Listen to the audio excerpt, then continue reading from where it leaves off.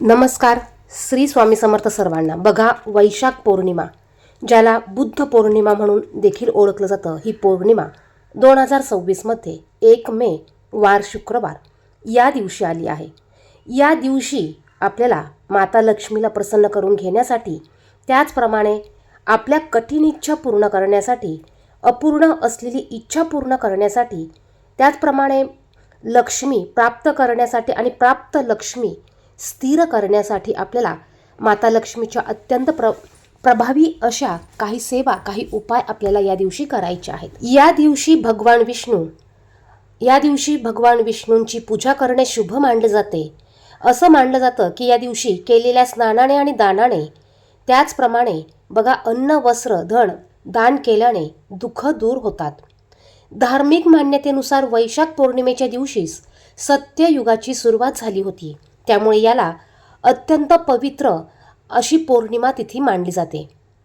सद्गुरु तत्वाशी जोडून घेण्यासाठी ही पौर्णिमा विशेष महत्त्वाची मानली जाते.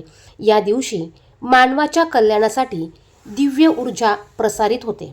बघा, या दिवशी पवित्र नद्यांमध्ये स्नान करणे आणि गरजूंना दान करणे अत्यंत फलदायी मानले जाते. पौर्णिमा तिथी वैशाख पौर्णिमा ही बुद्ध धर्मासाठी ज्ञानाचा, तर हिंदू धर्मासाठी पवित्रतेचा आणि दानधर्माचा एक दुर्मिळ आणि शुभ योग मानला जातो. आणि म्हणूनच आपण या दिवशी आपल्याला हव्या असलेल्या गोष्टी प्राप्त करण्यासाठी, घरातील आर्थिक अडचण दूर करण्यासाठी आपण कष्ट करतो. त्या कष्टाला यश प्राप्त होण्यासाठी, केलेल्या कष्टाला फळ मिळण्यासाठी आपल्याला या दिवशी अत्यंत पवित्र असा, अत्यंत प्रभावी असा, अगदी सोपा उपाय घरातल्या घरात करायचा आहे. माता लक्ष्मीला प्रिय असणारा, माता लक्ष्मी ज्यामुळे प्रसन्न होईल असा उपाय आपण या व्हिडिओमध्ये पाहणार आहोत. ज्यामुळे आपल्या आर्थिक अडचणी कमी होतील, पैशाच्या समस्या दूर होतील, पैसा टिकू लागेल, पैसा येऊ लागेल आणि माता लक्ष्मी, श्रीहरी भगवान विष्णू यांचा अखंड कृपा आशीर्वाद आपल्यावर, आपल्या कुटुंबावर, आपल्या मुलांवर, पतीवर असणार आहे. बघा, आपल्याला बुद्ध पौर्णिमेच्या दिवशी सकाळी लवकर उठायचं आहेच. अंघोळीच्या पाण्यात तुम्हाला थोडंसं गंगाजल असेल तर गंगाजल टाका, पंचगव्य असेल तर पंचगव्य टाका. त्याचप्रमाणे पौर्णिमा तिथी असल्यामुळे चिमूटभर हळद आपल्याला यामध्ये टाकायचं आहे. जर का गंगाजल नसेल तर थोडंसं गोमतीर पाणी अवश्य टाकायचं आहे. बाकी जरी काही गोष्टी टाकल्या नाही तर या गोष्टी आवर्जून टाकायच्या आहे. त्याचप्रमाणे आपल्याला थोडंसं गुलाब पाणी असेल तर गुलाब पाणी देखील या दिवशी टाकायचं आहे. यामुळे माता लक्ष्मी आपल्यावर प्रसन्न होते, आपल्या शरीराची शुद्धीकरण होते, आपल्या अवतीभोवती असलेल्या नकारात्मक ऊर्जा कमी होण्यास मदत होते.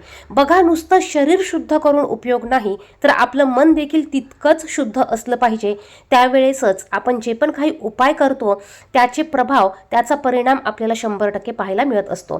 त्यामुळे आपण जो उपाय करणार आहोत, हा उपाय पूर्ण श्रद्धेने आणि पूर्ण 100% विश्वास ठेवून करायचा आहे आणि आपलं मन देखील तेवढं शुद्ध आपल्याला ठेवायचं आहे.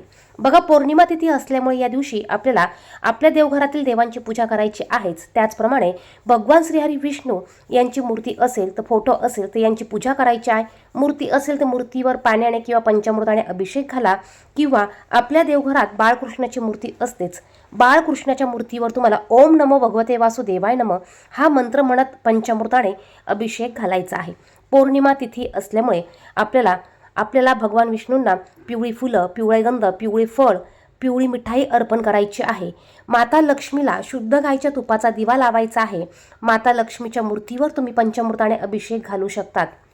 त्याचप्रमाणे या दिवशी अन्नपूर्णा देवीची मूर्ती असेल तर अन्नपूर्णा देवीच्या मूर्तीवर देखील आपल्याला सकाळी पंचामृताने किंवा कुंकू मिश्रित पाण्याने आपल्याला अभिषेक घालायचा आहे.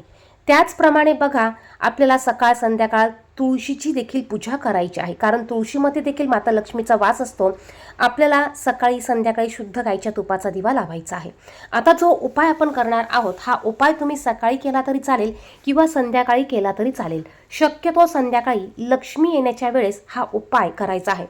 सायंकाळी केलेले उपाय अत्यंत प्रभावी ठरत असतात. तुम्ही जर का संध्याकाळी हा उपाय करणार असाल तर घरात दिवाबत्ती करून घ्या, घराची दरवाजे उघडे ठेवा, दरवाजाच्या बाहेर एक दिवा प्रज्वलित करा, तुळशीसमोर दिवा प्रज्वलित करा आणि त्यानंतर हा उपाय करा.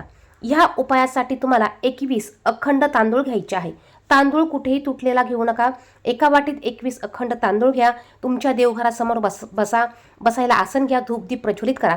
माता लक्ष्मीला, आपल्या कुलदेवीला आणि आपल्या गुरूंना स्मरण करून, नमस्कार करून त्यांना प्रार्थना करा की घरात सुख, समृद्धी, आनंद नांदू दे, प्राप्त लक्ष्मी स्थिर राहू दे, केलेल्या कष्टाला फळ मिळू दे, केलेल्या कामाला यश मिळू दे, अशी प्रार्थना करा. त्याचप्रमाणे हा उपाय करण्याच्या अगोदर माता लक्ष्मी, श्रीहरी भगवान विष्णू यांना प्रार्थना करा की तुम्ही हा उपाय कशासाठी करत आहात ते तुम्हाला सांगायचं आहे.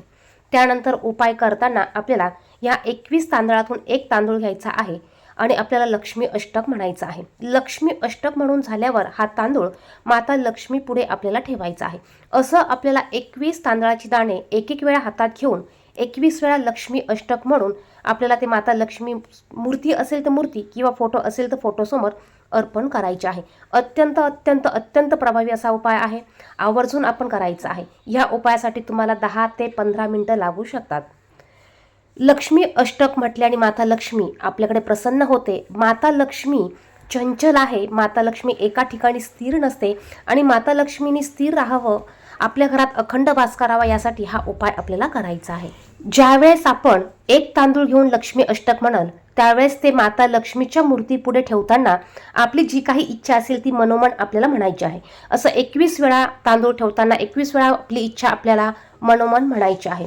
आणि सगळ्यात शेवटी माता विष्णू, माता लक्ष्मी आणि भगवान श्रीहरी विष्णू यांना प्रार्थना करायची आहे, आपली इच्छा सांगायची आहे आणि ती पूर्ण होऊ दे अशी आपल्या माता लक्ष्मी आणि श्रीहरी भगवान विष्णू यांना प्रार्थना करायची आहे.